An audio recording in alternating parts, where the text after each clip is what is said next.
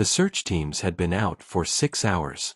6 hours in -17 degrees, in the worst blizzard the Harlows Creek Valley had seen in 20 years, with every piece of equipment they had and every trained dog available, and the full combined effort of 43 people who knew this mountain and had been searching it in the dark since 5 in the afternoon. They found nothing. An 8-year-old boy had been missing for 14 hours. And the mountain had simply kept him. Swallowed him the way mountains swallow things when they decide something belongs to them. Completely, without apology, without leaving any of the usual evidence that search teams know how to read. At 11 o'clock that night, Sheriff Dale Pruitt knocked on the door of a cabin at the edge of the wilderness and said 4 words to the man inside that he had never said to anyone in 31 years of law enforcement. "I have nothing left." Marcus Cole was 38 years old and had been in Harlows Creek for 6 weeks and wanted nothing from this mountain except silence. He was not search and rescue. He was not on any official list. He was a retired Navy SEAL with a white German Shepherd named Nova who had been pacing the north window of that cabin for 3 hours before the sheriff knocked. Pacing in the specific way that working dogs pace when they have been receiving information that nobody around them has been paying attention to. Marcus looked at Nova. Nova was already at the door. What they found in that mountain, in a cave that 43 trained searchers had walked past 17 times without seeing, in a chamber so deep in the granite that no human voice from outside could reach it, was not what anyone expected.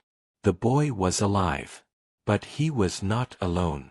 And what was beside him, what had been beside him for 14 hours in the dark, pressed against his small body with the deliberate generous warmth of something that had made a decision nobody asked it to make, was going to change the way every single person in Harlows Creek understood what this mountain was, and what lived in it, and what it was capable of when a child needed it most. Stay with me. Because what Nova did when she found that cave, and what Marcus saw when he stepped inside it, and what that boy said to his mother when she finally held him, that is a story you will carry with you long after this ends. There are winters in the Montana mountains that arrive like ordinary winters and turn into something else entirely about 3 weeks in, when the cold stops being seasonal and starts being personal, when it comes down off the peaks with the specific intention of reminding everyone in the valley below exactly how small they are and exactly how thin the membrane is between the warmth they have constructed and the cold that would unmake it without a second thought. The winter that came to Harlows Creek in the second week of February was that kind of winter. It had been building for days, the barometer dropping in the particular sustained way that meant something large was organizing itself in the atmosphere above the Canadian border, the wind shifting to the northwest with the rotating deliberateness of a system that has decided where it is going, and when it arrived the way serious things arrive, which is completely and without the courtesy of a gradual introduction. The snow came sideways. The temperature dropped 14 degrees in 2 hours. The valley roads became theoretical within the first 90 minutes, and by midnight the town of Harlows Creek, Montana was the specific kind of isolated that mountain towns become when the weather decides to remind them of their actual position in the natural order of things, which is small, which is dependent, which is alive only by the sustained collective effort of people who have chosen to be here, and have prepared for this, and are now finding out whether their preparation was sufficient. Marcus Cole had been in Harlows Creek for 6 weeks. He had come here in the specific way that certain people come to remote places after certain kinds of experiences, which is with the quiet conviction that what they need is not available anywhere that has traffic or ambient noise or the particular kind of social pressure that comes from being around people who expect you to be fine. He was 38 years old and had been a Navy SEAL for 13 years, and he had left the service 14 months ago with a medical discharge that he described to the very few people he discussed it with as a shoulder injury, which was true in the way that describing a collapsed building as a structural issue is true, technically accurate, and fundamentally inadequate. The full story involved things he had signed paperwork agreeing not to discuss and other things that no paperwork could adequately address, and he had spent the 14 months since doing what the system asked of him with the focused discipline that was his primary operating mode, and when all of it was done, he had stood in a parking lot on a Tuesday afternoon, understanding with complete clarity that none of the places suggested were the place. He had found the cabin in Harlows Creek through a property listing encountered at 2 in the morning, when the particular variety of sleeplessness that had been visiting him had driven him to the internet. Remote. Mountain. Working structure. Reasonable price. He had made one phone call, signed 2 documents, and driven north and west for 3 days. Nova had been with him for 4 years. She was a white German shepherd of exceptional quality, 88 pounds of precisely built working animal, her coat a dense snow white that caught light differently than ordinary white fur, her eyes a deep copper amber that had the specific quality of intelligent attention that only certain working dogs develop, the quality of eyes that process the environment continuously and completely without any of the processing showing on the surface as effort.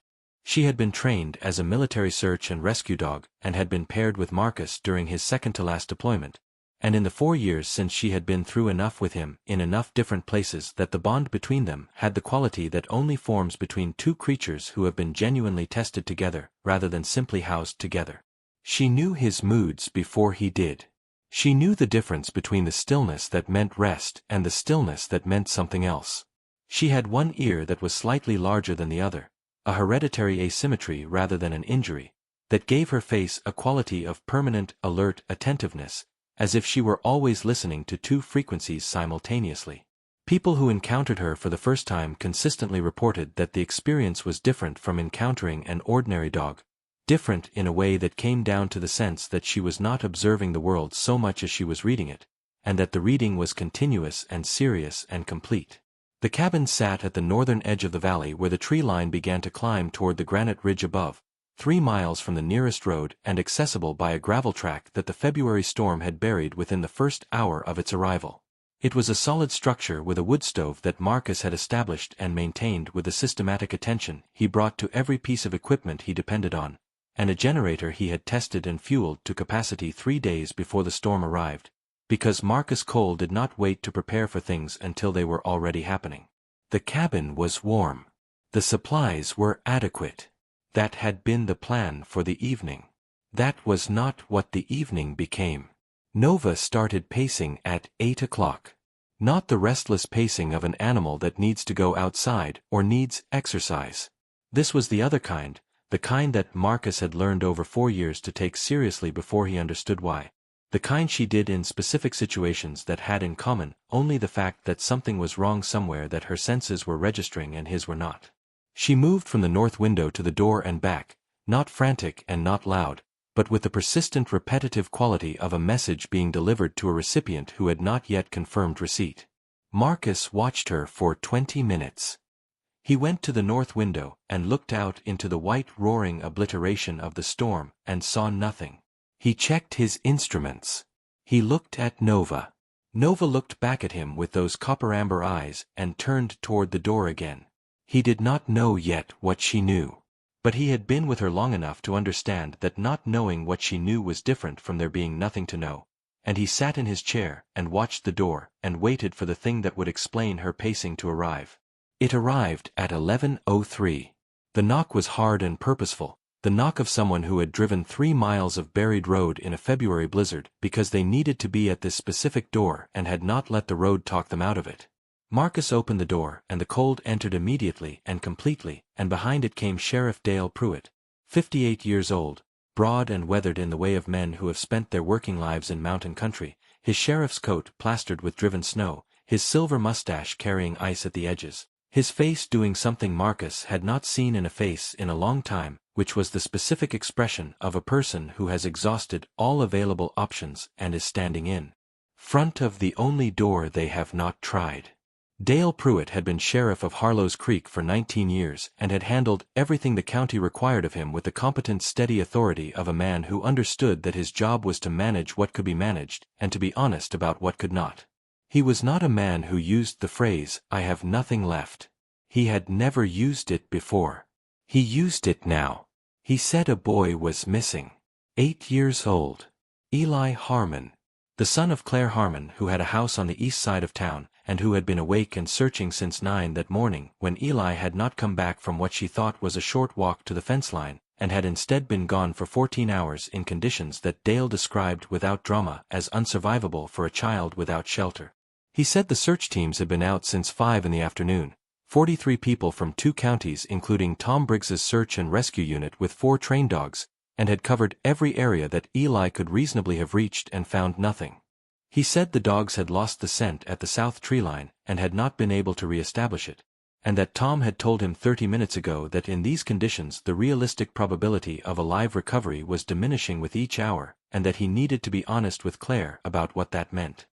He said he had been honest with Claire, and that Claire had looked at him with the eyes of a mother who was going to keep the word no in her mouth as long as she was breathing, and had asked if there was anything left to try. Dale Pruitt looked at Marcus Cole and said, "I have nothing left."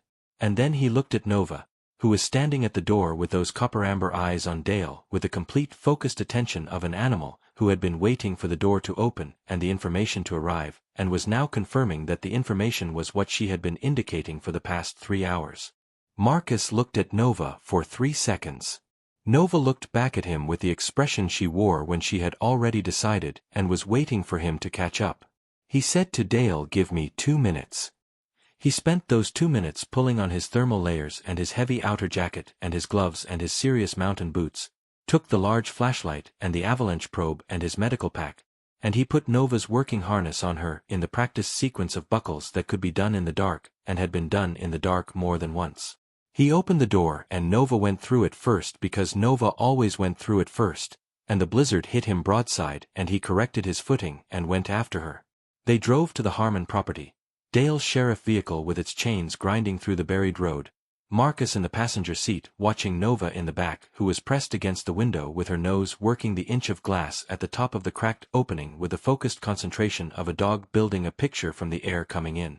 The air was mountain air filtered through a blizzard, cold and wet and carrying every particle the storm had picked up across 100 miles of mountain terrain.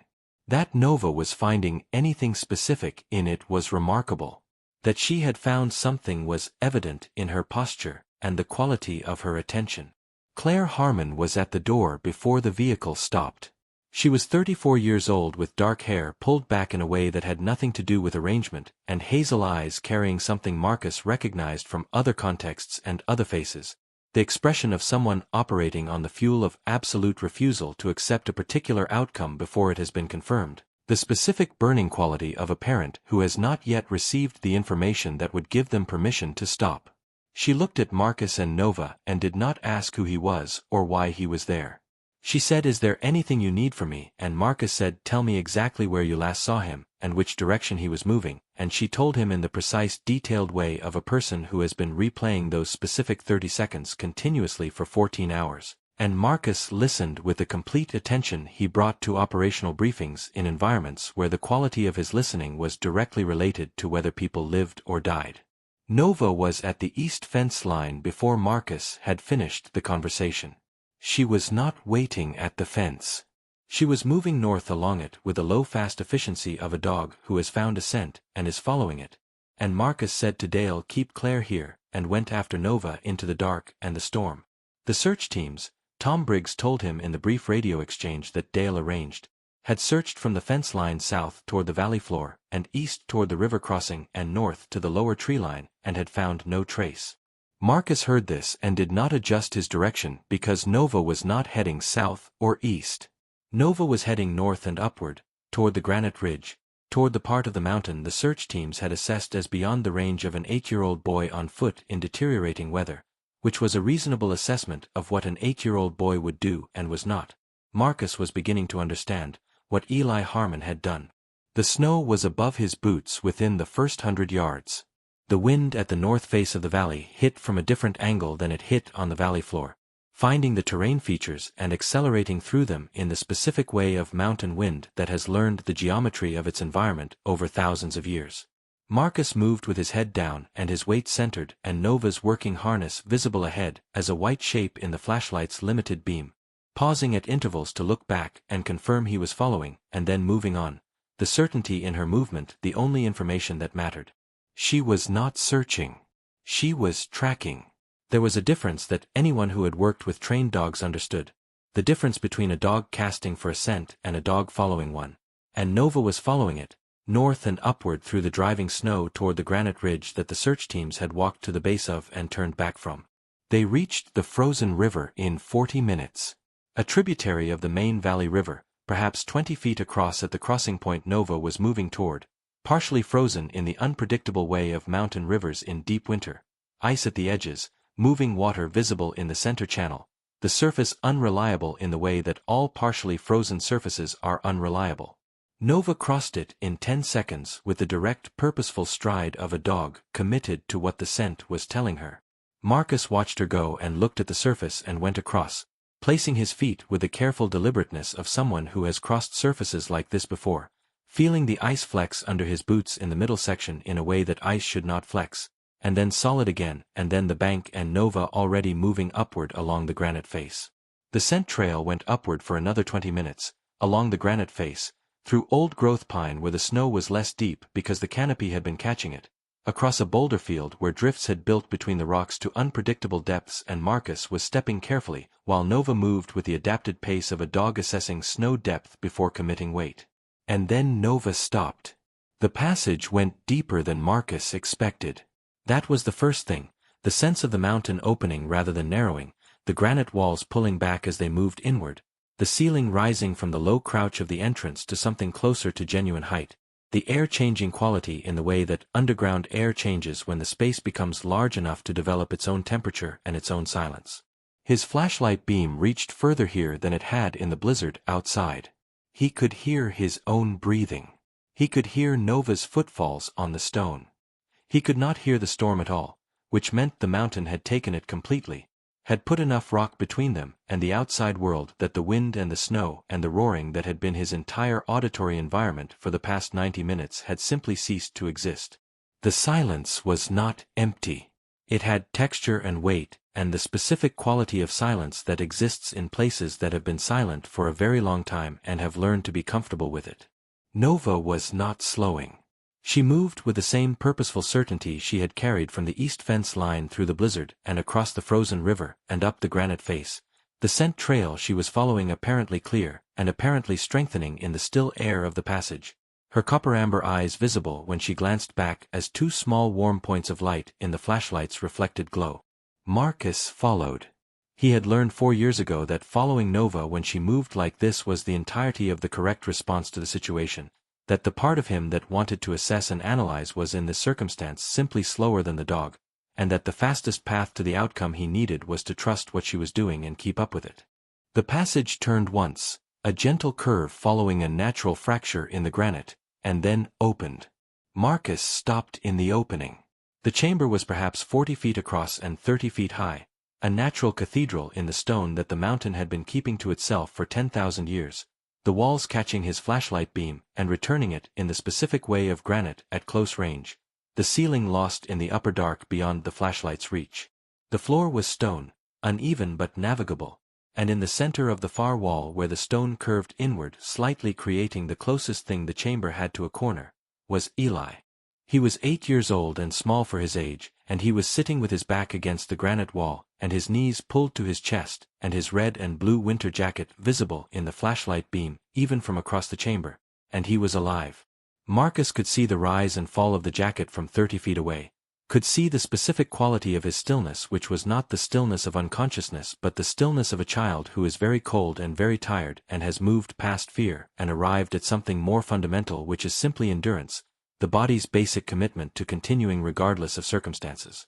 And beside him, pressed against his left side with the full weight of a large body providing the maximum possible contact area, was a wolf. Marcus had grown up in Montana. He knew what wolves looked like. He knew the size and the build and the specific quality of their stillness when they were focused, and what was pressed against Eli Harmon's left side was a gray wolf, an adult, perhaps 110 pounds, its thick winter coat against the boy's jacket in the deliberate full-contact way of an animal that has positioned itself to provide body heat rather than to simply occupy space. The wolf's amber eyes found Marcus's flashlight beam immediately and held it with the steady assessment of a wild animal determining what the encounter requires of it. Marcus did not move. Nova had stopped 3 feet inside the chamber opening. She was reading the wolf with the professional attention of a working dog encountering an unknown animal in an enclosed space, her body low and her head slightly forward, her copper-amber eyes on the wolf with the focused assessment of a creature who takes these encounters seriously. The wolf looked at Nova. Something passed between them in the silent language that animals use with each other, The language that has no human translation and requires none because it is doing its work entirely without human involvement. It lasted perhaps 10 seconds. Marcus watched it happen and did not interfere because interfering would have been the wrong thing to do. The wolf's attention returned to Marcus. Marcus crouched slowly, making himself smaller, speaking in the low quiet voice he used with Nova in situations that required calm above everything else. He said to the wolf that he was not a threat, that he had come for the boy, that he was going to move forward slowly. He did not know whether the wolf understood the words. He knew that the wolf understood the tone and the pace and the physical language of a large creature, making itself deliberately smaller and less threatening. He moved forward one step. The wolf watched him. He moved forward another step. The wolf did not move from the boy's side, but the quality of its watching changed by 1 degree, the degree that means I have assessed you and I am not yet alarmed. Eli's eyes were open. They found Marcus's face, and the expression that moved across the boy's face was not the dramatic relief of someone being rescued in a movie but the quiet real version, the version that is mostly exhaustion and the recognition that the thing you have been waiting for has arrived. He said, in a voice small and rough from cold and hours of disuse, "Is Nova with you?" Marcus said yes, she is right here. Eli said, I heard her. Before you came. I heard her and I knew someone was coming. Nova moved then, not toward Eli, not past the wolf, but to the wolf's level, dropping low and moving sideways in the approach that working dogs use with unknown animals, the approach that says I am not a challenge and I am not here for anything that concerns you. The wolf watched her come. Nova stopped 2 feet from the wolf and held still. The two animals in the communication of creatures that do not speak but understand each other, and then Nova turned her head slightly in the direction of Eli, and the wolf, after a pause of 5 seconds that felt considerably longer, shifted its weight away from the boy by 1 deliberate step. Marcus went to Eli. He ran his assessment with the speed of someone who has done this in worse conditions: temperature of the extremities, circulation response, pupil reaction, core temperature estimation. Hypothermic. Yes.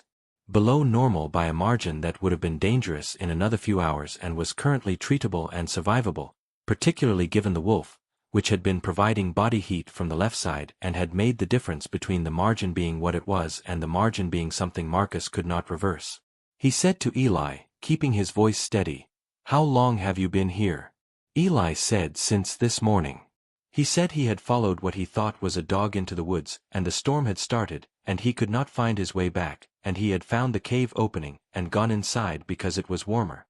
He said the wolf had come after him and sat beside him, and he had been frightened at first, and then he had not been because the wolf was warm and did not want to hurt him, and he understood, in the way that children understand things by a more direct route than adults use, that the wolf had come in for the same reason he had, which was the cold, and that the cold made them the same kind of thing, which was something alive that needed warmth to stay that way. Marcus wrapped Eli in the emergency thermal blanket from his medical pack and put the chemical heat packs at the core positions and gave the boy water and watched him drink it with the focused attention of someone monitoring how well the drinking was going as a measure of how well the body was doing. Eli drank steadily. His hands were clumsy but present. He looked at Marcus and then at Nova and then at the wolf, which had moved back 1 additional step but had not left the chamber, had not retreated to the passage or the darkness but was standing in the near distance watching with those amber eyes that were steady and entirely themselves. Marcus said to Eli, "We need to go now. Can you stand?" Eli said he thought so. Marcus helped him to his feet with a supporting grip under the arm and the steady upward pressure that keeps a cold body moving without rushing the movement, and Eli stood, unsteady but standing, and Nova came and pressed against his right side, and Eli put his hand in the thick fur of her neck the way children put their hands in the fur of dogs when they need something to hold, and the dog is the available thing. They moved toward the passage opening. At the opening Marcus looked back. The wolf was still in the chamber. It stood in the middle of the stone floor in the beam of his flashlight, its thick gray coat catching the light, its amber eyes on the 3 of them in the passage opening with an expression Marcus could not name and did not try to. The expression of a wild animal that has done a thing and is watching the conclusion of it with whatever wolves carry in the place where feelings would be. He said quietly, to the wolf and to the chamber and to the 10,000 years of silence that had made this place, "Thank you." The wolf held his gaze for a moment.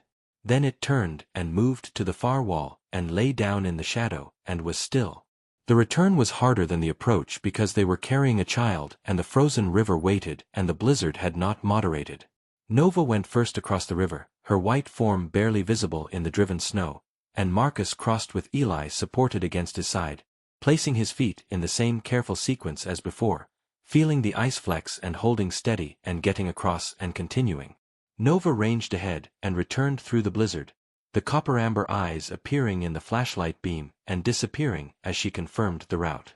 The sheriff's floodlights appeared through the storm when they were 200 yards from the Harmon property. Marcus adjusted his direction toward them and kept moving. He heard Claire Harmon before he saw her. The sound she made when she saw them coming was not a word and was not a name.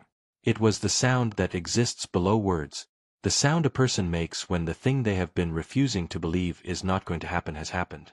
She came through the snow without a coat because she had not thought about the coat, and she reached Eli, and Marcus transferred the boy to her arms and stepped back, and she held him in the way that mothers hold children when holding them is the only real thing.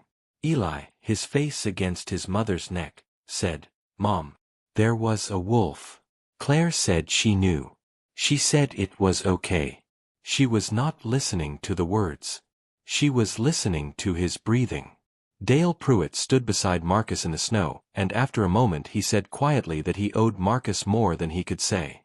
Marcus said he did not owe him anything. He said Nova found him. Dale looked at Nova, who was sitting in the snow with her copper-amber eyes on Claire and Eli with the calm monitoring of a working animal that has completed a task and is conducting her final assessment. Dale said, "I know. But you followed her." 3 days later, from the hospital, Eli asked his mother to ask the sheriff to ask the man with the white dog one question. The question was whether the wolf had stayed in the cave. Marcus was at the cabin when Dale called. He was at the table with his coffee, and Nova was on the rug, and the storm had passed, and the mountain above Harlow's Creek was white and clear in the February morning. He thought about the wolf in the chamber, lying down in the shadow after they had gone, turning away from the passage, opening with the stillness of a creature that has done what it came to do and has returned to being what it is, which is the mountain's creature rather than anyone else's. He said to Dale, "Tell him yes. Tell him the wolf stayed." He heard Dale pass the message and then a pause and then the sound of a child's voice in the background saying something he could not fully hear, and Dale came back and said, "He says thank you.